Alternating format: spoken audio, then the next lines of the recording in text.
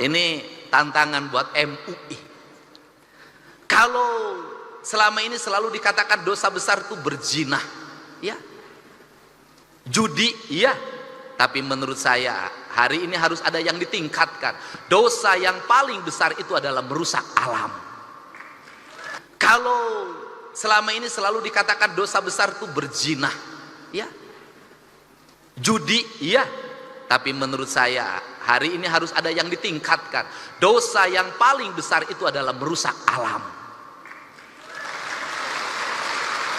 Paling besar.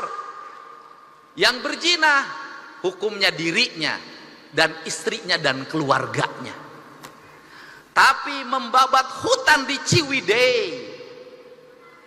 membabat hutan di Pangalengan, banjir lumpur, triliunan uang dikeluarkan menormalisasi Citarum, pada akhirnya tidak bermakna karena lumpur gunung masuk Citarum dan meluap. Berapa penderitaan yang dialami oleh banyak orang.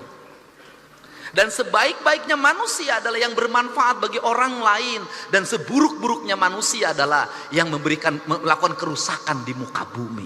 Kenapa? Karena kerusakan alam memperpendek umur bumi, bukan hanya umur dirinya, tapi umur bumi, mempercepat proses kiamat. Dan sekarang kiamat mungkin terjadi karena teman saya namanya Ahmad sudah punya cucu. Dia dipanggil kiamat sekarang. Ini para bupati hadir, terima kasih. Ini penting, Pak. Jadi apa concern kita, agama kita hari ini? Saya kemarin ketemu dengan ketua Persis, ketua Muhammadiyah, ketua NU. Saya bilang fikih yang paling kuat hari ini adalah fikih lingkungan. Kenapa? Malu, Pak. Anak-anak muda sekarang tuh tidak seperti kita. Kita masih jaga-jaga kalau ngomong. Anak muda sekarang tuh berani posting, Pak, dan berani mencaci maki orang tuanya. Dia ngomong begini, kan kita malu kalau digituin. Orang Indonesia ini paling banyak berdoa, tapi orang Indonesia itu paling banyak bencana. Kan malu digituin, Pak. Orang Indonesia itu paling banyak berdoa, tapi paling banyak orang yang sengsara. Orang Indonesia itu paling banyak berdoa, tapi buang sampahnya di sungai, buang sampahnya di mana saja.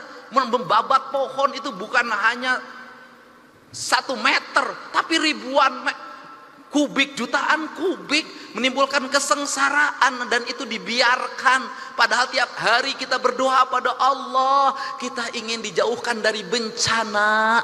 Kita tiap hari berdoa pada Allah ingin dijauhkan dari bencana. Tapi menurut saya doa ini tidak akan bermakna kalau yang menjadi penyebab bencana terus dilakukan tanpa henti. Kita bicara hakikat, tapi syariatnya tetap terjadi kerusakan, tak ada makna. Untuk itu maka saya sampaikan, ini tantangan bagi pramuka. Hari ini Pemda Jawa Barat mulai menanami pohon-pohon enteh-enteh, areal perkebunan enteh yang kosong itu ditanamin oleh anggaran provinsi, orangnya digaji. Kita punya rencana juga dan akan berjalan, dan Januari efektif. Orang yang nanam pohon dan ada sekian, satu orang 2 hektar, itu saya gaji setiap bulannya sampai pohonnya nanti besar. Kenapa? Ini sebuah kepentingan. Ada 2 dimensi yang ingin dilakukan di situ, yaitu yang pertama adalah dimensi alam yang harus terselamatkan. Yang kedua adalah dimensi sosial ekonomi, di mana rakyat kita butuh uang. Saya jujur, ini ada sayuran tapi tetap saya kritik. Apa yang dikritiknya adalah mohon engkol, wortel, kemudian buncis, yaitu tanaman yang dibawa oleh Belanda. Itu makanannya orang Eropa. Di orang Indonesia nyebutnya sop. Bedanya adalah kalau orang Eropa makan sup itu sebelum makan. Makan sup itu sebelum makan. Kemudian dikasih dagingnya, daging yang bermutu. Orang Indonesia itu adalah makan sop keur muludan. Dagingnya make gaji. terus dalam posisi tidak panas, dimakannya oleh ajengan oleh kiai setelah ceramah jam 12. Kebayang Pak, sop dikasih nasi pakai gaji, tidak panas, dimakan oleh ajengan jam 12 malam. Wajar kalau banyak para penceramah yang tukang ceramah hari ini jantungnya bermasalah. Ini fakta Pak, serius saya. Nah, ini tanaman Eropa dibawa, dan memang ini tanaman itu harus nyari daerah dingin. Jadi kalau ini terus berkembang dan dipacu produksinya, saya katakan nggak usah waktu lama Pak, gunung di Jawa Barat rontok semuanya. Kenapa? Tanaman ini sekarang sudah naik ke arah Cikurey, tanaman ini sudah naik ke arah Gunung Wayang, ke arah Gunung Windu. Dan itu saya berkomitmen siang ini mau saya kumpulkan untuk nggak boleh lagi alih fungsikan lagi tanamin kopi, tanamin duren, tanamin kayu-kayuan, tanamin teh. Udah saya biayai oleh provinsi. Kenapa? Kalau provinsi mengeluarkan 1 triliun itu kecil, kalau bencana lebih dari segitu yang harus dikeluarkan. Bapak mau lihat di mana? Mau lihat Lembang. Terakhir saya pesen Pak, bukan nakut-nakutin Pak. Karakter Sumatera itu sama dengan karakter Jawa Barat Pak. Tanahnya sama suburnya, ada harimaunya, cuman bedanya harimaunya di Sumatera ada macannya, di Jawa Barat macannya jadi anggota DPR. Nah, mantan wakil gubernur.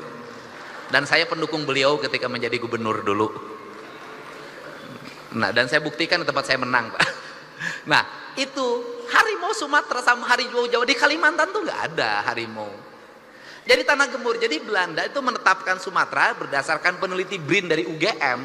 Itu dulu Belanda menetapkan sebagai daerah hijau, daerah hutan lindung, daerah konservasi, daerah taman nasional. Jawa Barat juga sama, daerah di sini nih mulai Bandung, Lembang, terus ke Garut, terus ke peradabannya, dan kemudian terus di daerah Cipanas, semua sama. Jadi kalau tekstur tanahnya terus dicabutin akarnya, maka potensi longsor sangat tinggi. Ditambah lagi ada potensi paling berat, sesar Lembang. Dan kalau sesar Lembang, nauzubillah jangan terjadi, kita berharap, maka siapa yang paling berat? Bandung.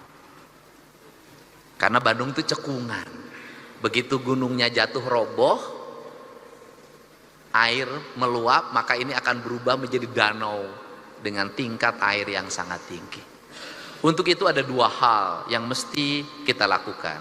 1, kita mencoba untuk segera membenahi alam Jawa Barat ini yang rusak.